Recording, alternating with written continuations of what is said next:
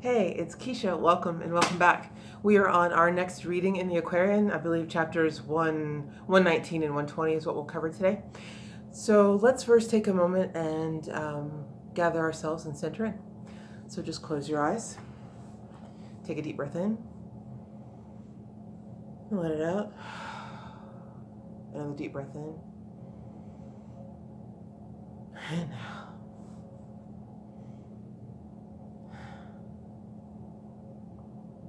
On your next breath in, just begin to call all of your energy and power back to yourself.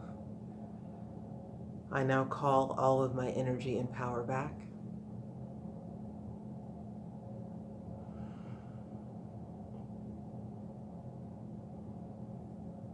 And as you breathe in,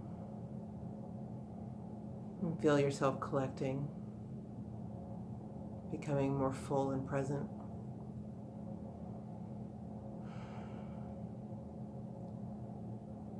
Just keep breathing in and out.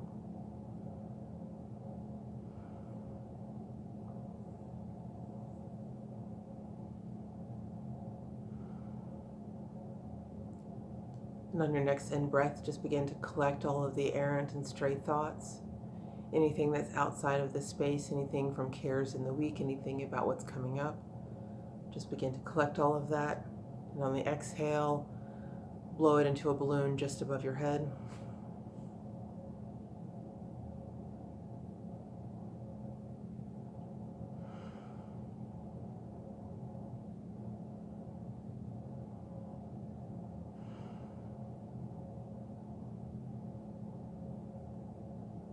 When you've collected all of the thoughts and your balloon is full, gently blow it into the ethers. Know that it's being returned to source.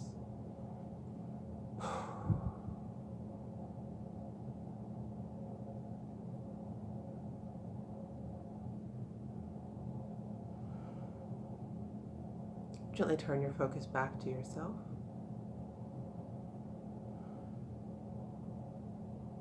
Now, if you feel yourself attached to any person or situation, just release that attachment and let it go back to its source.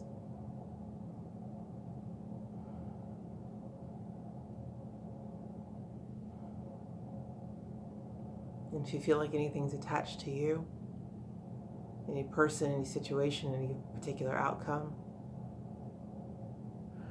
just release it and ask it to go back to source.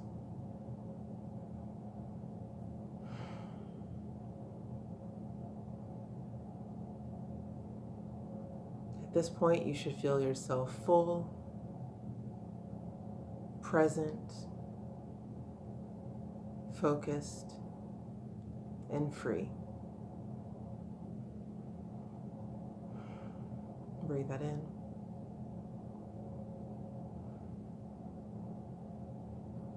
And I'll see a column of white light coming down over us.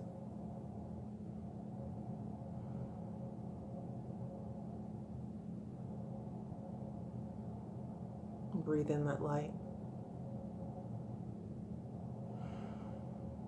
And feel yourself one with it.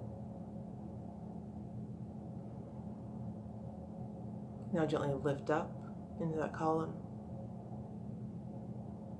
Lifting up higher and higher.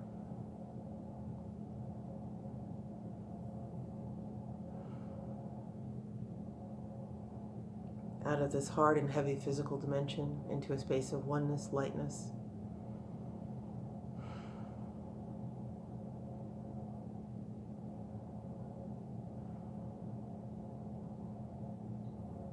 Just take a few more breaths here.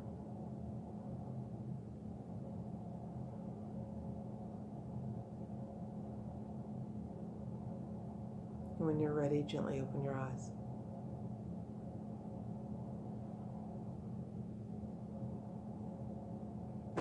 I have to tell you, I've meditated today. I've written in my journal. I felt pretty good, but just those few minutes, I feel even better. So I'll do a timestamp for that. So if you want to come back to that section and just do that for yourself throughout the day or throughout the week, you'll have access to it. So on to the reading. The news soon spread through all the land that Jesus was at home, and then the people came in throngs to welcome him.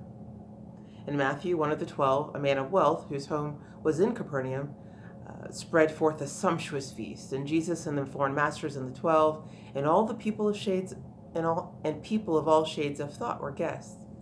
And when the Pharisees observed that Jesus sat and ate with publicans and those of ill repute, they said, "For shame! This man who claims to be a man of God consorts with publicans and courtesans and with the common herd of men. For shame!" When Jesus knew their thoughts, he said, "They who are well cannot be healed. The pure need not be saved. They who are well are whole. They who are pure are saved. They who love justice and do right need not repent. I came not unto them, but to the sinner I am come."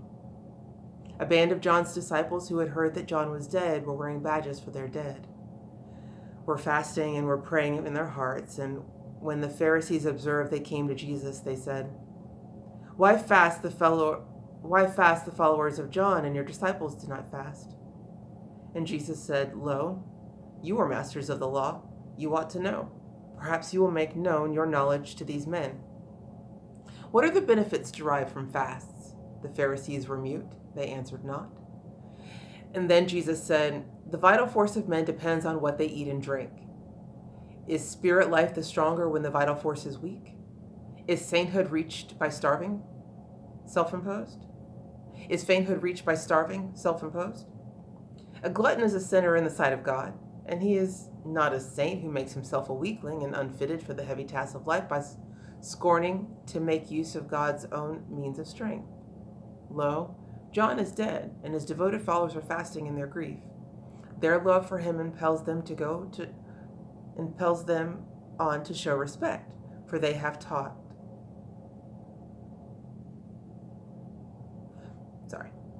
Their love for him impels them on to show respect, for they have thought, and I have been taught, that it is a sin to lightly treat the memory of the dead.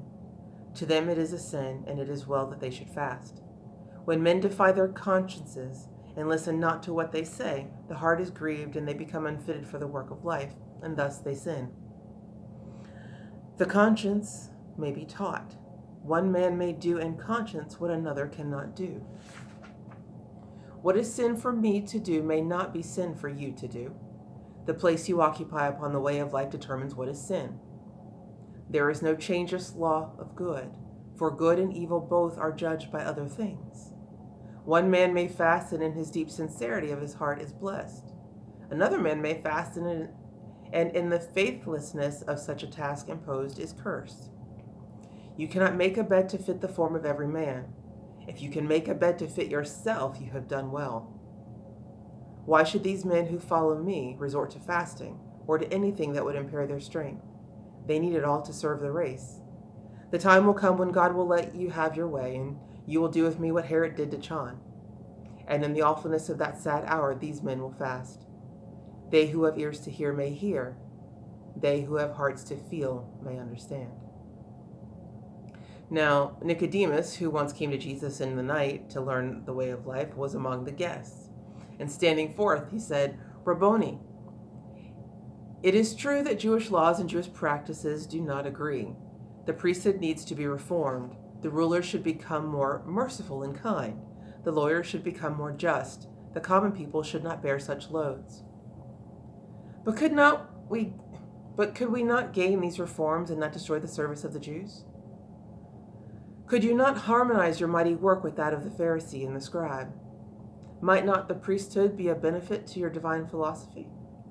But Jesus said, "You cannot put new wine in ancient skins. For when it purifies itself, lo, it expands. The ancient bottles cannot bear the strain. They burst, and all the wine is lost. Men do not mend a worn-out garment with a piece of cloth unworn, which cannot yield to suit the fabric. Weak with age, and then the garment rent appears. Old wine may be preserved in ancient skins, but new wine calls for bottles new. This spirit truth I bring is to this generation new, And if we put it in the ancient skins of Jewish forms, lo, it will be lost. It must expand. The ancient bottles cannot yield, and they would burst. Behold the kingdom of the Christ. It is as old as God himself, and yet it is as new as morning sun. It only can contain the truth of God. And as he spoke, a ruler of the synagogue, Jairus by name, came in and bowed at Jesus' feet and said, "My master, hear my prayer. My child is very sick.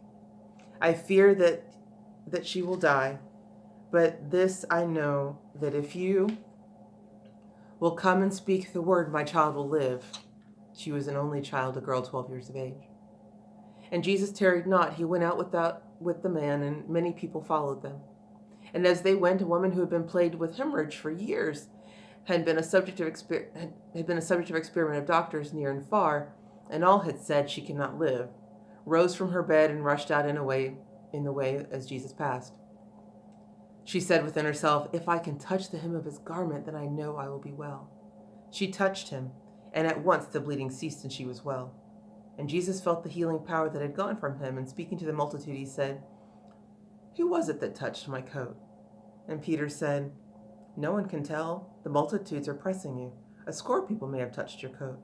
But Jesus said, "Someone in faith with healing thought did touch my coat, for healing virtues have gone forth from me."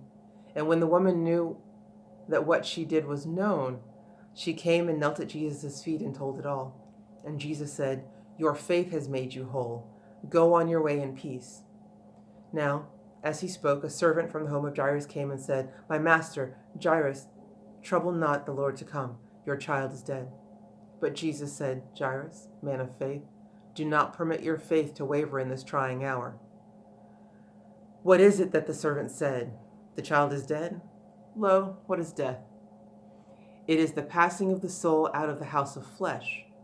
Man is the master of the soul and of its house. When man has risen from doubt and fear, lo, he can cleanse the empty house and bring the tenant back again." Then, taking with him Peter, James, and John, Jairus and the mother of the child, he went into the chamber of the dead. And when the doors were closed against the multitude, he spoke a word that souls can understand. And then he took the maiden by the hand and said, "Talitha cumai, child, arise." The maiden's soul returned, and she arose and asked for food. And all the people of the city were amazed. And many would have worshipped Jesus as a god. But, like a phantom of the night, he disappeared and went his way. A very powerful section indeed.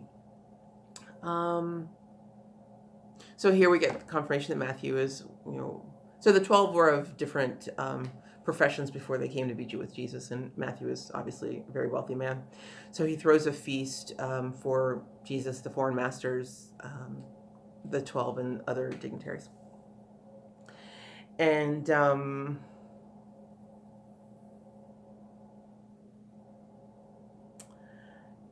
when the Pharisees see that he's gathered with all types of people, because to their mind, if someone is as well respected, then they should only be with the highest class of people. But that Jesus would come and be with just the regular people, some that others would consider sinners even, then they question him, and so that's where we have that initial exchange. But he tells them, there's no need for me to come to save those who are saved. There's no need for me to heal those who are well. I'm here for those who need me. And, he's doing his work to the group of people, with the group of people that who need his teaching. And so I think it's interesting that we make assumptions about who should be friends with who, and not realize that the exchange is what is important, and who is on the other side of that is as valid a person in reason as someone whose status we might more revere. And then they talk about John and how his followers are fasting and Jesus's are not. And I love this discussion about, where it says, "When men defy their consciences and listen not to what they say, The heart is aggrieved and they become unfitted for the work of life. Thus they sin. That is the unforgivable sin, to go against the guidance of your heart. And just thinking about, like, so, when we read the Aquarian, there are many levels on which you can read it, and it applies to many different situations. That's often why we hear Jesus say, for those who have ears to hear, let them hear. But just thinking about that in my own life, one of the other videos that I made this past week was about, when you're trying to make changes to improve your health, it's not that you don't know what to do. You generally have gotten the guidance, but you've been going against it. That is the mistake, right? Sin, the word sin is simply another word for mistake. So every time you go against what you know you ought to be doing or what you shouldn't be doing, you're creating a mistake, and those mistakes, pile up on top of each other, and the ultimate result would be, ill health or weight gain or whatever that might be. And so each person's constitution is different and set for them. So what I do and what works for me may not be what would work for you, right? And that's a constant reminder, or a gentle reminder, that we each need to go within and find those answers for ourselves. Yes, we can go to other people that we trust and ask their opinions and get, a variety of thought. But ultimately, when it comes to making a decision, or when it comes to acting in a certain way, the best way forward is always going to be what is right within our own conscience. And you won't know what that is unless you've checked in with it and you begin to listen to it. Another, the other lesson that's important here, well, there's two more. You can't pour new wine into old skins, because the action of the ferment will burst the old skins. So new wine needs to go in new skins. That's why,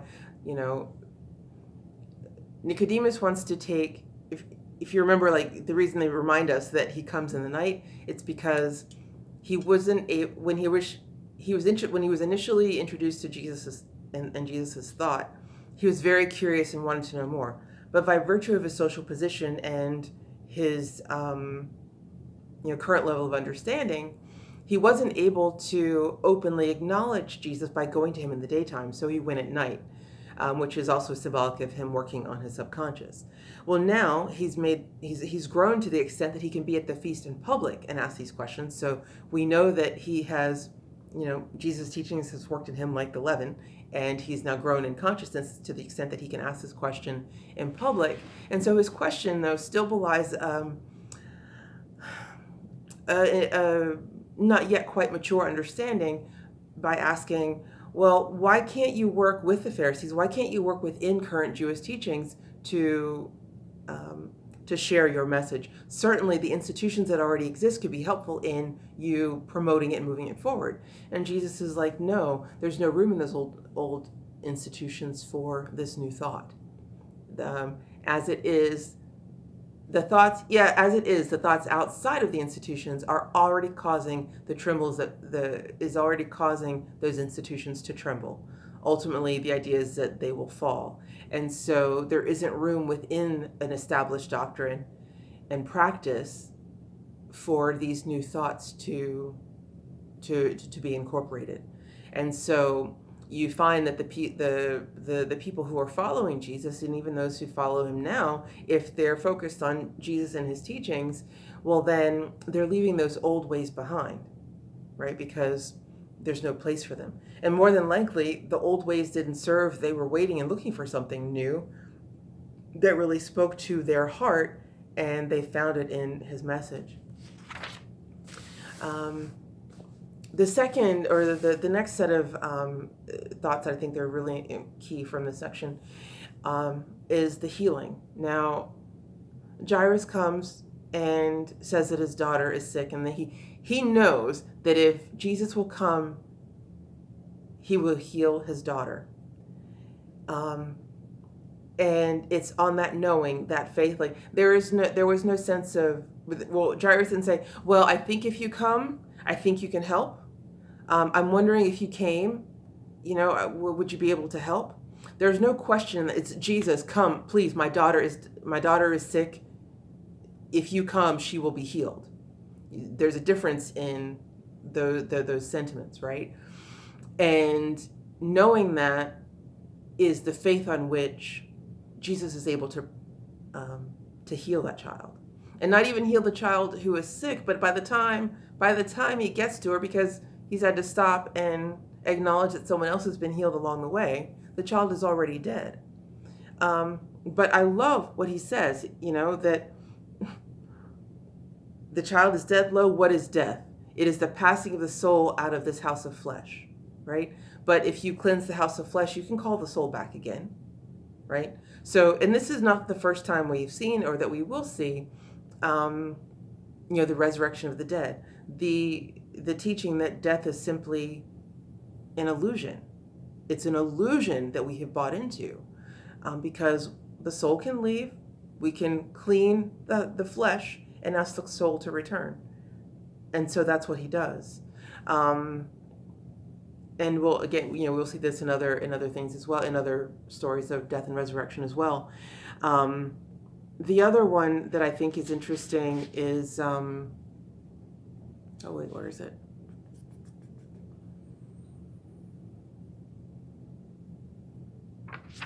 I am going to come back to the woman in her issue of blood.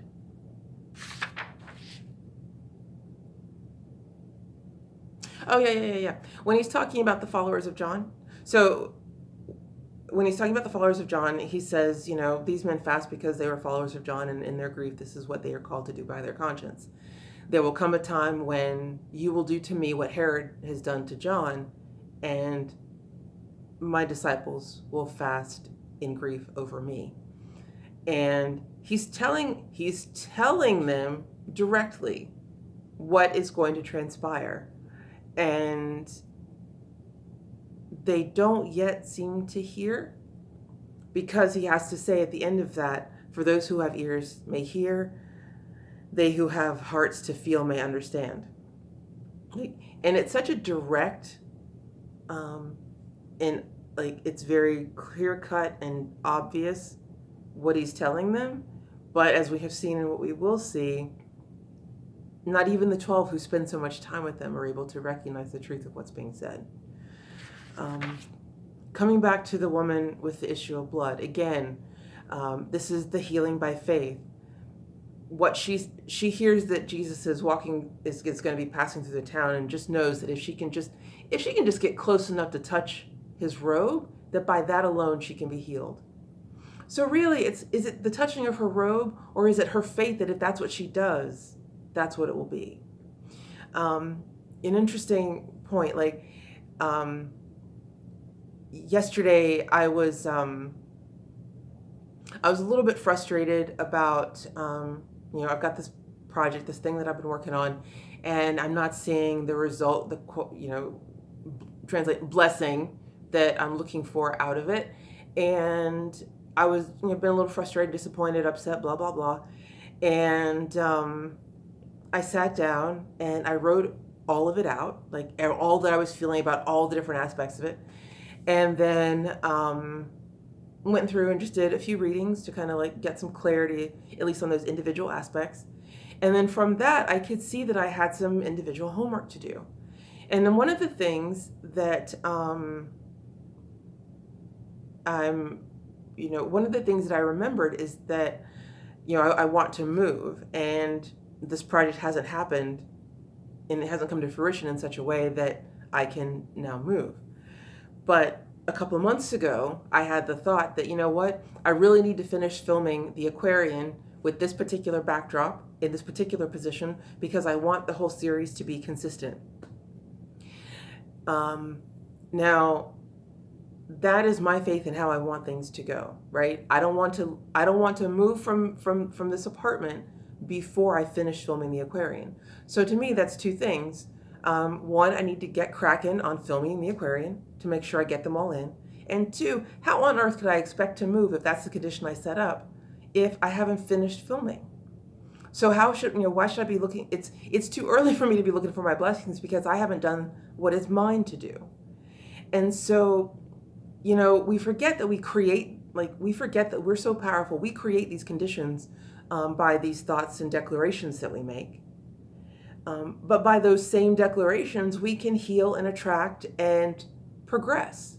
So she gets her healing because she says, if I could just touch his garment, then that will be enough and I will be restored. And that's exactly what she does. And that's exactly what happens. And, you know, the interchange with Jesus, I think, is that's just sweet. You know, he says he feels the healing powers having left him and he wants to know who's done it. Now, if it's Jesus, don't you think he already knew? But he's giving her an opportunity to come forth just to demonstrate to the other people that by her faith, she was healed. And so it's not that you have to, it doesn't matter what the faith is in, ultimately, right? I mean, there isn't a physical person named Jesus whose garment I'm going to go out and touch for my healing at this moment, right? But it's an idea and a concept. So even if I didn't have the idea and concept of God, if there was something else that I believed in, and by that belief I believed I could be healed, then that would be my way. And I think that's something that, again, we forget how powerful we are. So, and just a little aside, because this is the story of the woman with the issue of blood, and it's talking about how powerful we are. I hope you all know, if you don't, I hope you all know, and I'll put a link in the description. You know the singer and the artist Sam Cooke. He had been asked by his record label to write, he needed another song for the next album. And he didn't have anything prepared. He had just done a show. He gets in the car. He's got to drive a couple hours to the recording studio. And he sits in the car, picks up a Bible, and just, you know, is like, wherever my finger lands, that's what I'll sing about. So he relaxes, does a divine dip, and puts his finger on the passage. And it's the passage where, you know, in the Bible, King James, where the woman with the issue of blood is healed by touching his garment. And that's where we get the song, If I Could Just Touch the Hem of His Garment. So I thought you might like that little piece of trivia, that little story. But again, you know, he was getting in the car late at night after doing a show, driving a couple hours to get to the recording studio, and didn't have anything. But powerful as he is, he believes, he knows that he can come up with something, and takes a divinely directed step, and creation is allowed to happen. So I hope you take that into your time moving forward until we meet again, and I look forward to seeing you then. Bye.